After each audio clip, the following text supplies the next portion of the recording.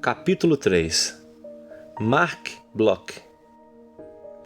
Marc Bloch, um dos mais influentes historiadores do século XX, nasceu em 6 de julho de 1886 em Lyon, na França. Formado na École Normale Supérieure, sua formação acadêmica foi marcada pela interdisciplinaridade, influenciada por grandes pensadores de sua época, como o sociólogo Émile Durkheim e o geógrafo Paul Vidal de la Blache, que rejeitava a ideia muito popular na época que o ambiente controla rigidamente o comportamento humano.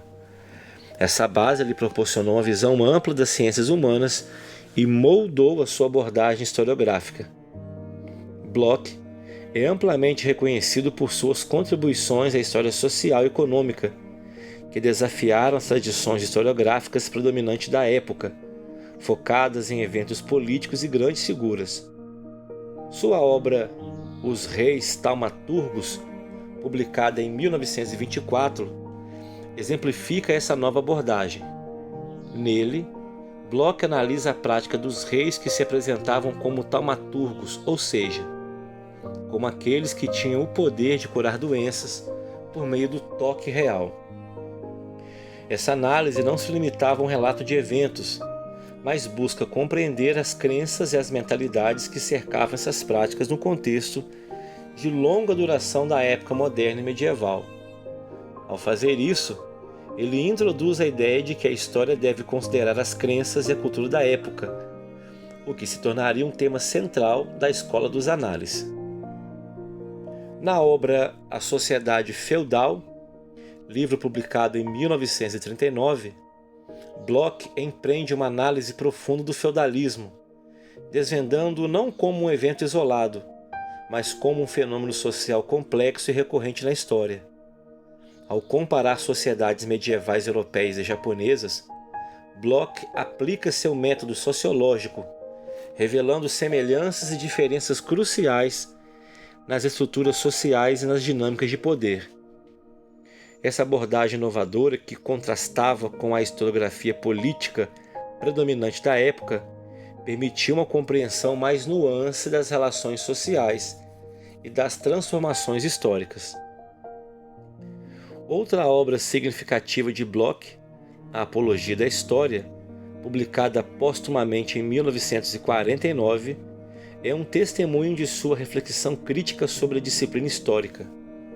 Nele, Bloch defende a importância da história como uma ciência social, capaz de compreender o passado por meio de métodos rigorosos.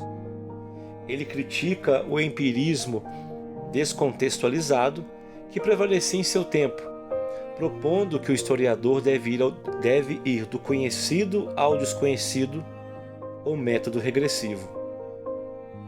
Essa técnica sugere que, para entender eventos históricos, é necessário partir de informações e contextos conhecidos, construindo uma compreensão mais complexa e profunda do que se pretende estudar. Essa abordagem se alinha com seu desejo de humanizar a história, afastando-se da mera coleção de fatos. A aplicação do método sociológico em sua história é um dos legados mais duradouros de Bloch. Ele defende que a análise histórica não deve se limitar a eventos e datas, mas deve incluir uma análise das estruturas sociais e das mentalidades que moldaram esses eventos. Essa perspectiva foi revolucionária para a historiografia da época, pois desafiou a tradição metódica que priorizava a história política. A crítica de Bloch à visão linear e factual da história de Henke e outros historiadores tradicionais colocou a história social em um novo patamar, contribuindo para a consolidação da escola dos análises. Infelizmente, a vida de Bloch foi interrompida pela Segunda Guerra Mundial. Ele se juntou à resistência francesa contra a ocupação alemã, foi preso e executado em 1944 pelos nazistas. Sua morte precoce não apagou seu legado.